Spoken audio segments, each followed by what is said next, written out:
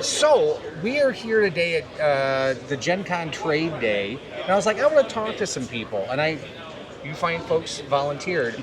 But Archie, you have something very special you're presenting. Why don't you tell me a little bit more about that? Yeah, sure. So today I'm presenting on how to write, run, and publish tabletop RPGs for your classroom. My specific focus, the example I've worked in, is teaching philosophy to undergraduate students at the University of Calgary. Okay. So to do that, I've written a 5-part adventure path, a short campaign essentially, where students play through philosophically charged scenarios, things like moral dilemmas, thought experiments, all with the excitement and fun of a high fantasy tabletop role-playing game environment. And all the safety that entails too. So it's basically a safe space to be able to go through some of these moral dilemmas and play them out. Absolutely. I emphasize to all of my students the importance of careful and respectful discussion, both in the sort of, philosophical debriefing that follows the game session, where we get into a little more depth into the issues that get raised in the games. But also I make sure to include some safety mechanisms like the X card, some lines, veils, things like that, just to make sure that everyone feels safe while they're playing. So now, what inspired you to create this?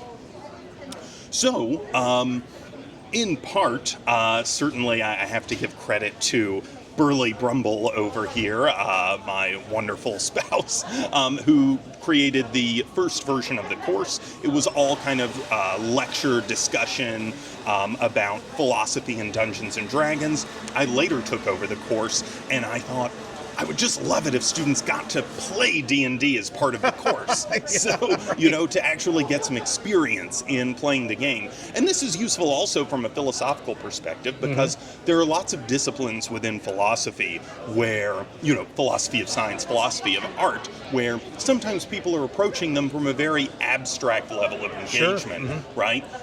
With this, students are guaranteed to get sort of first-hand experience in the subject of philosophizing. Sure, oh yeah, absolutely. One thing that is extra cool, I think, about playing an RPG to learn philosophy is that when you do philosophy, not in an RPG, you get to think about the thought experiments and the moral dilemmas as yourself. But when you play a game, you have the alibi of imagining what your character would do.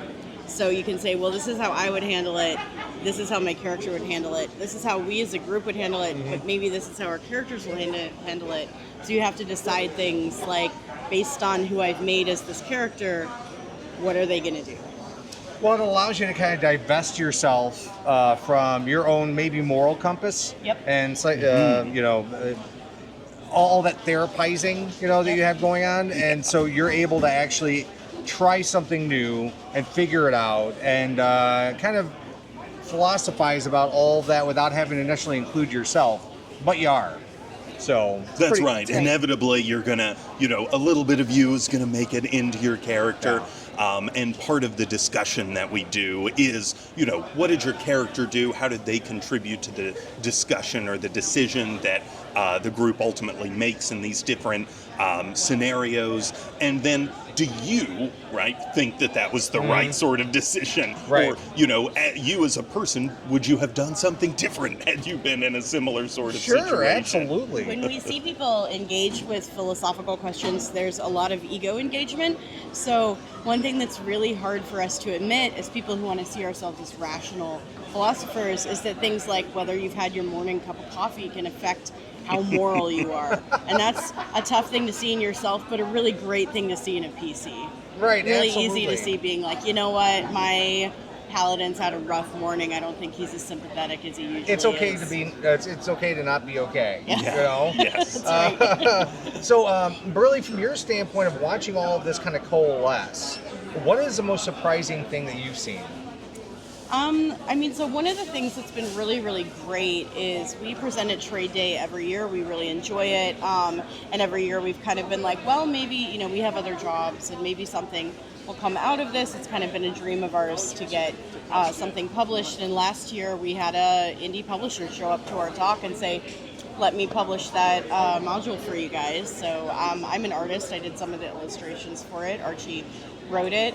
We did a backer kit this year, and we met about triple our goal for the backer kit. So very good. That was really surprising and exciting just to see that go from like kind of a pipe dream we had as a couple of nerdy gaming academics to like, wow, here we go, we're getting published. So now, if somebody is looking to find your product, where do they go? Yes, so they should go to Which Please Publishing. They should be able to, if you search Which Please Publishing or whichpleasepublishing.com, you'll find it, and you're looking for the adventure Old John Stuart's Mill. John Stuart Mill, of course, being a classic utilitarian philosopher. So the adventure has a few little in-jokes like that, as well as some philosophical side quests. There you go. In case, after you finish the main adventure. And it's Absolutely. fun for anyone. You don't have to be in a classroom. We definitely have people back it who just want to play the game and do some philosophy while they do it. It's set up for that. You don't need to be a prof or a student. And you can also find an actual play video of Archie GMing, is it 4 or 5? 4? 3? 4 philosophers, Four philosophers playing through it, and including me. So that's pretty fun too. Fantastic. Well, I appreciate you both taking some time to talk to me. I hope you have an amazing convention, and the best of luck. Thank you so Awesome. much. Thank you. Of course.